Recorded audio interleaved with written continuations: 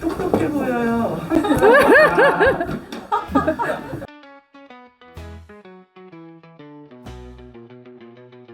안녕하세요. 안녕하세요. 연말 청년 캠프 심포지엄을 시작하겠습니다. 이렇게 와주셔서 정말 감사합니다. 저는 사회자 미설이고요. 그 청년 캠프가 뭔지 궁금해 하실 것 같아가지고 간략하게 좀 소개를 드리려고 합니다. 그 청년 캠프는 각자 올해 프로그램들에서 흩어져서 공부를 하고 있던 친구들을 한데 모아서 올 한 해 공부로 연말에 심포지엄을 열자 해서 이제 시작을 하게 된 어떤 프로젝트고요. 그래서 오늘 이제 올 한 해 동안 친구들이 각자 프로그램, 각자 자리에서 했던 공부들을 어떻게 했고 어떻게 마무리했는지를 오늘 발표 자리에서 들으실 수 있을 거예요. 그 진행 방식은 발표자들이 이제 순서대로 발표를 할 거고요.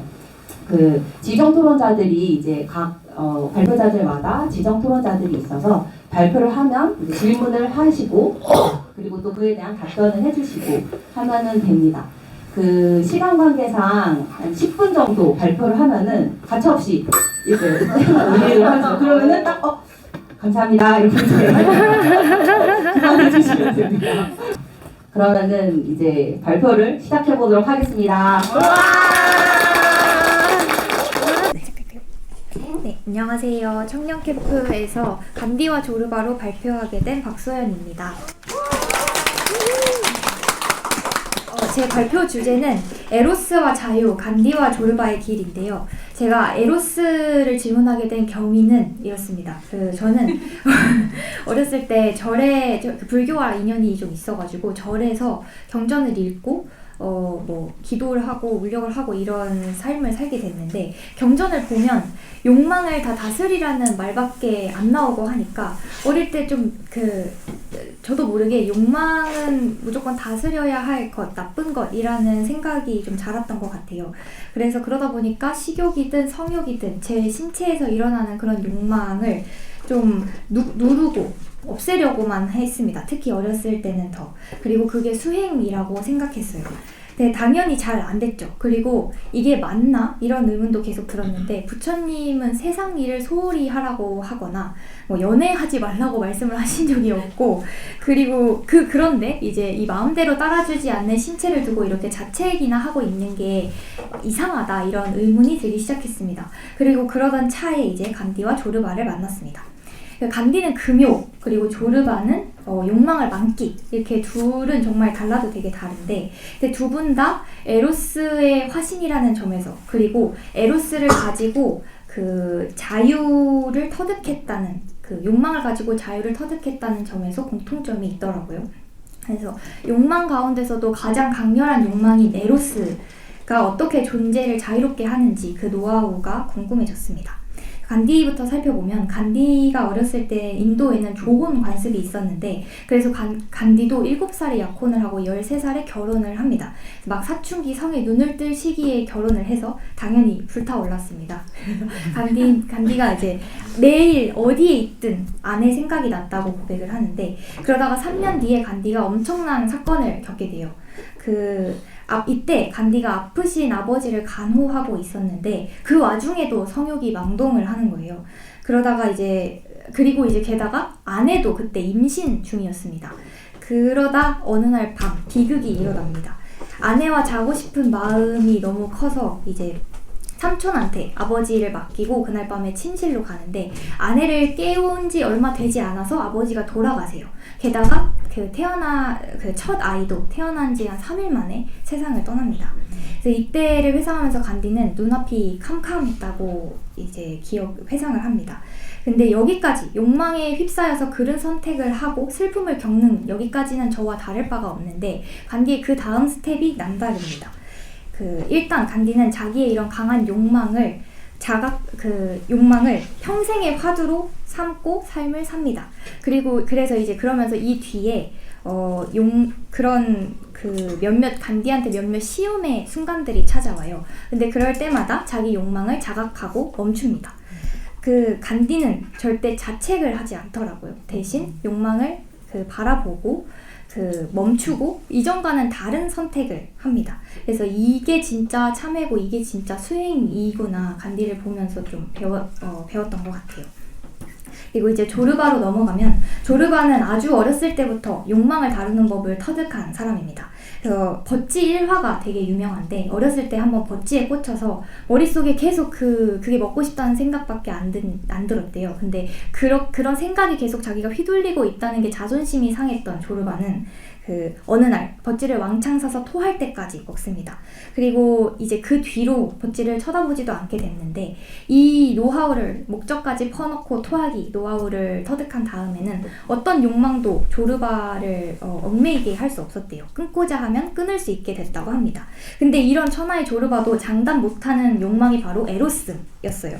조르바가 여자한테 이렇게 약한 이유는 그 사연이 좀 있는데 조르바한테 할머니 한 분이 계셨대요. 근데 할머니가 할머니를 곁에서 지켜보니까 여든이 넘어도 그 남자의 사랑과 관심을 원하더라는 거예요. 근데 조르바가 그 모습을 보고 너무너무 슬펐다고 합니다.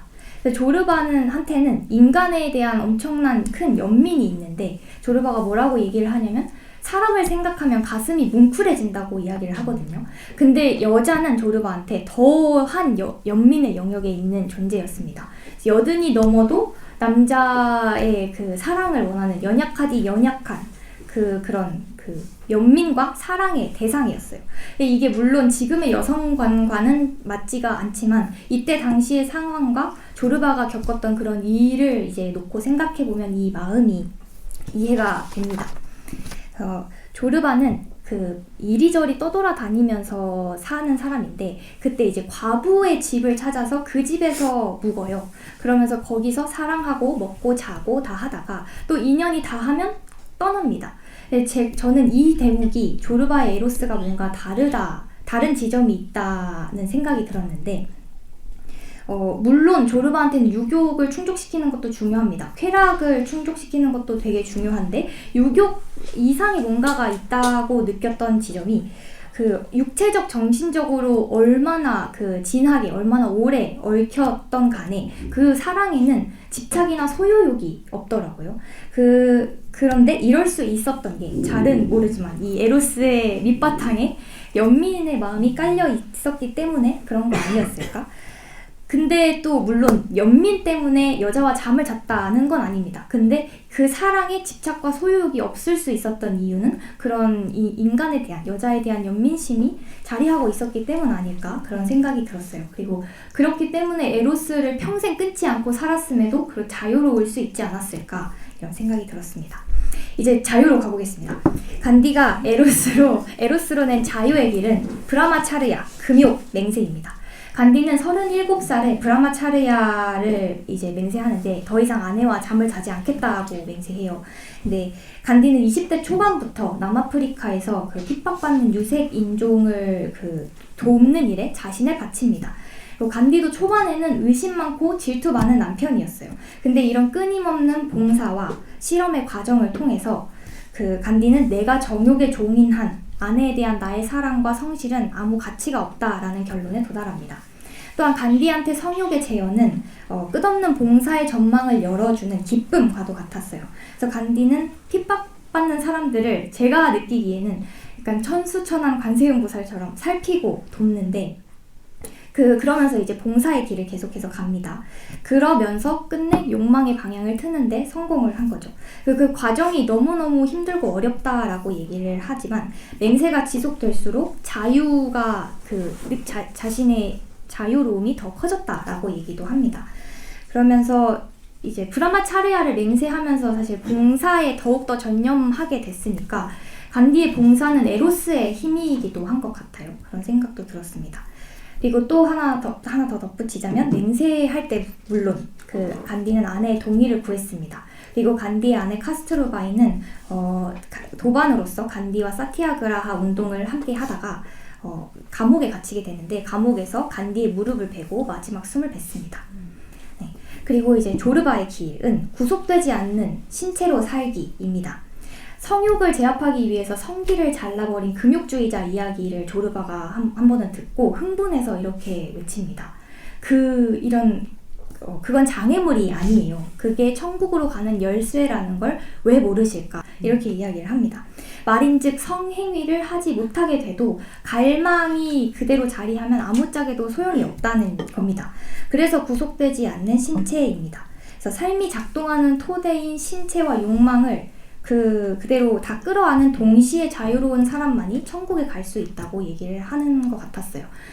그리고 이제 태어날 때 몸에 가지고 태어난 그 모든 것들을 훼손하지 않는 자만이 천국에 갈 자격이 있다라고 이야기를 하는 것 같았습니다.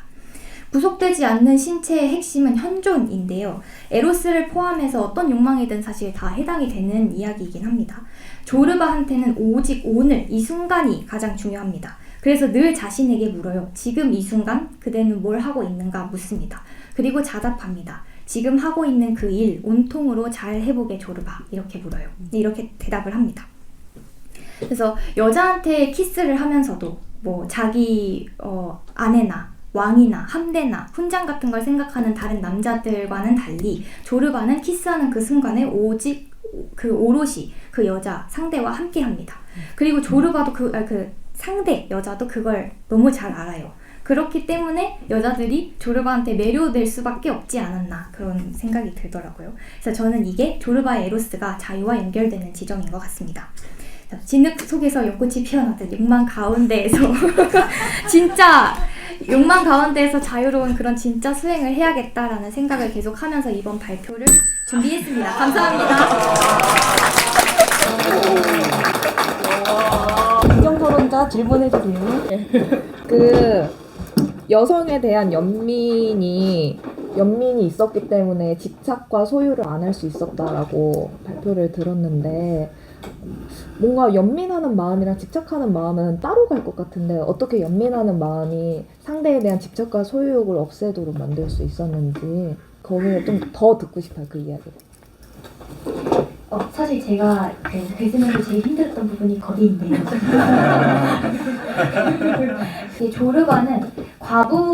조르바가 과부를 찾아가서 항상 그렇게 잠을 자고 사랑을 하고 이런 이유가 그 여자를 그렇게 혼자 자게 둘 수 없다는 이유가 있었거든요. 아까도 말씀드렸듯이 여자라는 존재는 그 조르바한테 너무 그런 사랑을 주어야 할, 연민을 주어야 할 그런 대상이었고 그렇기 때문에 계속 그렇게 과부집을 돌아다니는 만행을 계속 했던 것 같아요. 조르바의 그 마음씀이 인간을 일단 사랑하고 연민하는 마음이 있었고 그 다음에 여자는 그보다 더한 연민의 영역이었다라고 얘기를 했는데 연민했기 때문에 거칠게 이야기를 하면 연민심이 저는 집착을 하지 않게 할 수 있는 이유가 된다고 생각을 했습니다. 네. 아 그렇군요. 예. 혹시 객석에서는 들으시면서 질문 없으셨나요? 많지만 참아야죠. 감사합니다. 네, 수고하셨습니다.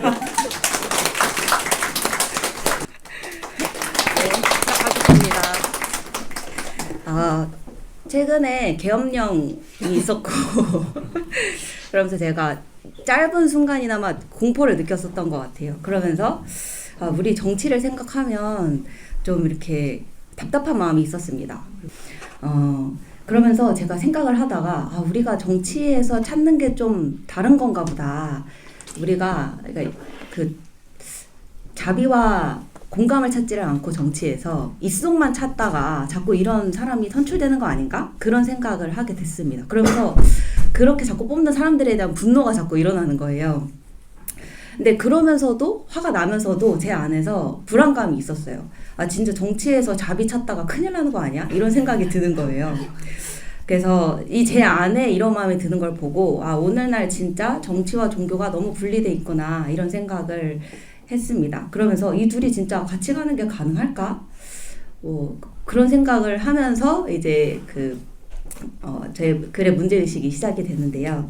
저는 메인 텍스트가 추계 시대고요. 인도 영성의 그 흐름을 좀 훑어봤습니다. 그리고 그 하이라이트는 맨 마지막 바가바드 기타. 제가 거기 바가바드기타에서 제 질문에 대한 답을 찾을 수 있겠다는 생각을 하고 그렇게 시작을 했었어요. 인도 영성의 흐름의 핵심은 까르마와 윤회 개념입니다.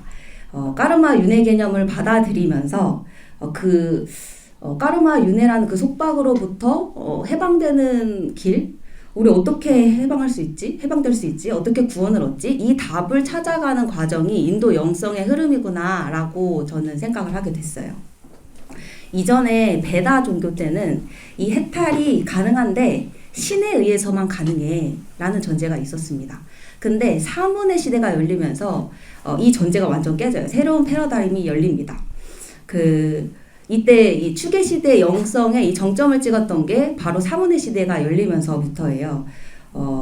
아니야, 신이 아니고 우리 힘으로 해탈할 수 있어 라고 얘기를 했고, 그래서 그거에 감화받은 많은 사람들이 출가를 대거하게 됩니다.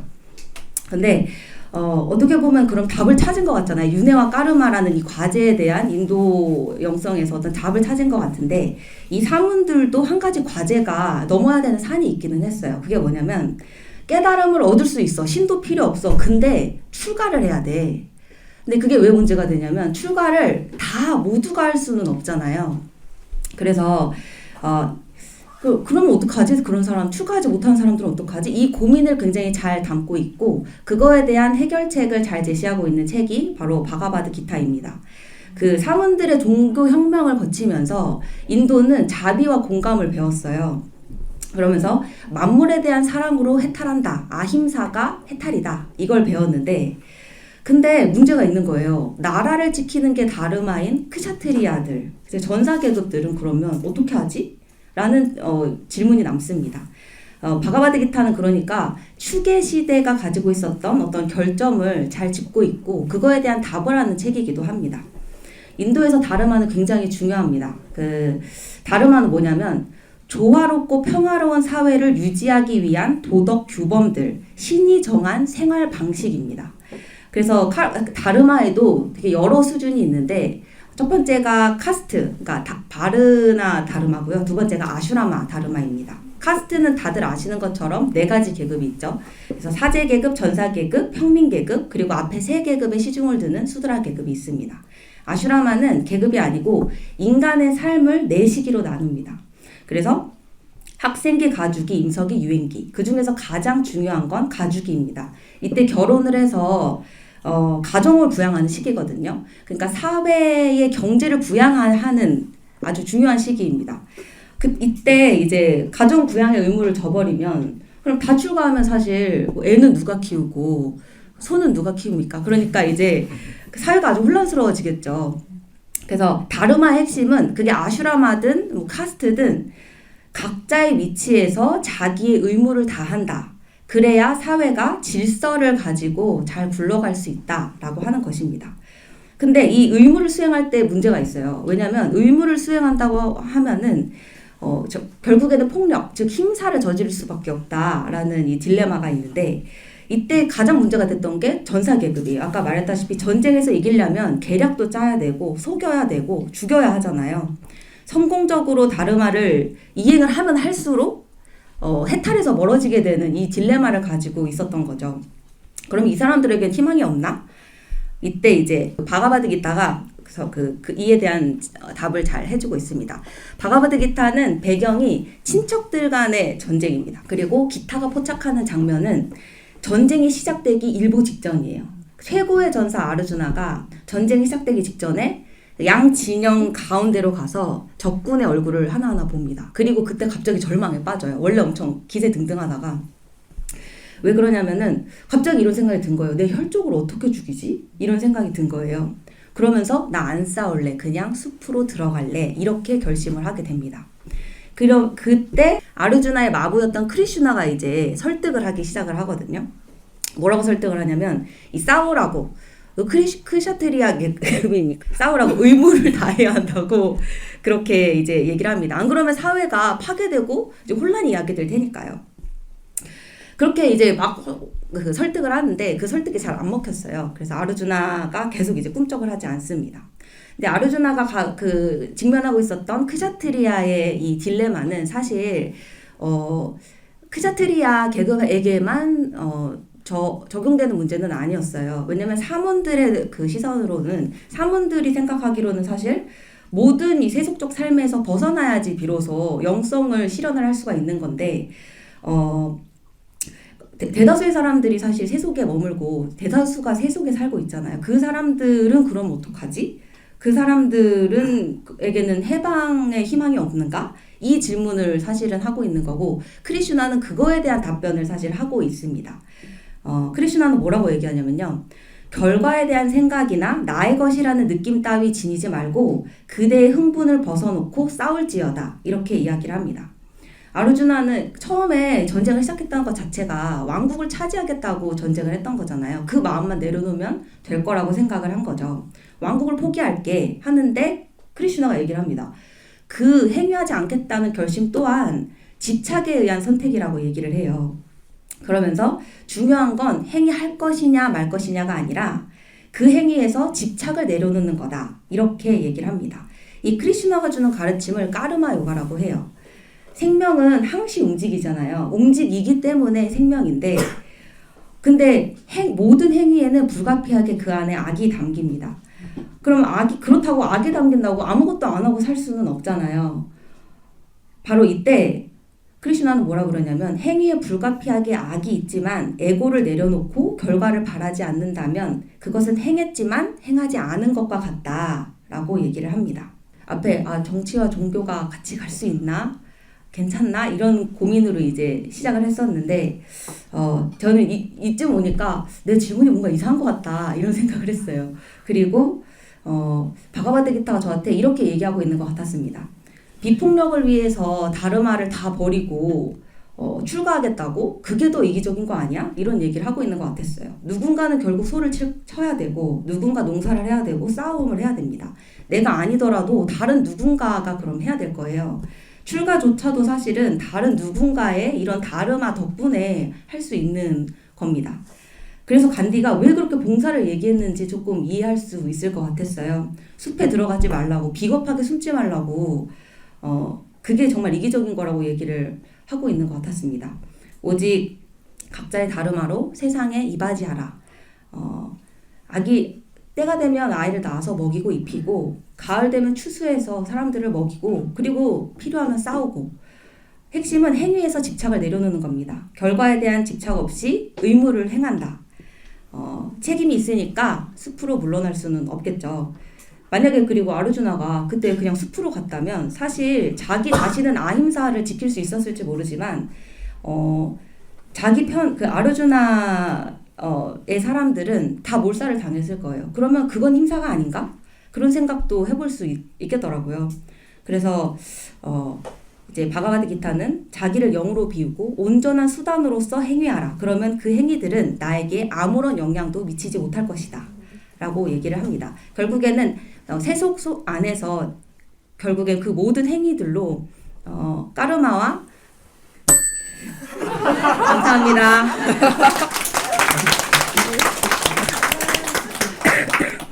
질문해 주세요. 각자 위치에서 자기 할 일을 하는 것이 다르마다. 근데 이제 미솔 언니의 질문은 처음 시작된 질문은 어쨌거나 정치인들이 자기 이익을 너무 이속을 챙기는 거야. 그리고 사람들이 그런 사람을 투표하는 걸 보면 그 사람들도 자기 이속을 챙겨서 자꾸 투표를 하는 것 같아. 이게 질문이었잖아요. 그러고 나서 이제 보니까 각자 다르마대로 살면 되는 거잖아. 이렇게 지금 이해를 해가지고 그 질문과 각자 다르마대로 사는 게 그렇게 따지면 사실 저도 나의 다르마대로 살고 있는 거고 모두가 각자 다르마대로 살고 있는 건데 그러면 도대체 이제 질문이랑 그 다르마가 어떻게 연결이 돼야 되는 거지? 그러니까 간디가 그 해법? 그러니까 방법을 알려주고 있는 것 같다는 생각은 드는데 구체적으로 그게 뭔지가 안 잡혀가지고 사실 저도 그러니까 처음에 문제의식 시작할 때는 정치와 종교를 같이 다루고 싶다. 바가바드기타가 그걸 다루기 참 좋은 텍스트다. 다르마라고 하는 건 결국에는 그러니까 가장이 자기 자리에서 가족을 부양하고 학생기에는 어렸을 때 아이들이 배우고 그러니까 각자 자기 자리에서 사회에서 자기의 어떤 역할을 하고 그러면서 사회가 이제 잘 굴러가게 되는 건데 네, 중요한 까르마 요가의 핵심은 사실 에고 없는 행위거든요. 그래서 그런 게 있는 것 같습니다. 혹시 다른 질문이 있으시거나 더 이어가고 싶으신 질문이 있으시면 손을 들어주십시오. 제목이 나에게는 다르마가 있는가 하거든요. 근데 그거하고 이 지금 발표 내용이 맞나 하는 생각이 들어서 왜 이런 질문을 가지고 이런 내용을 발표했는지. 네. 그러니까 여기서 나에게라는 건 나는 미솔님을 말하는 거죠. 네, 맞아요. 근데 이 질문을 지금 발표에서는 말하지 않는 것 같아가지고. 네. 했어. 소 키우고.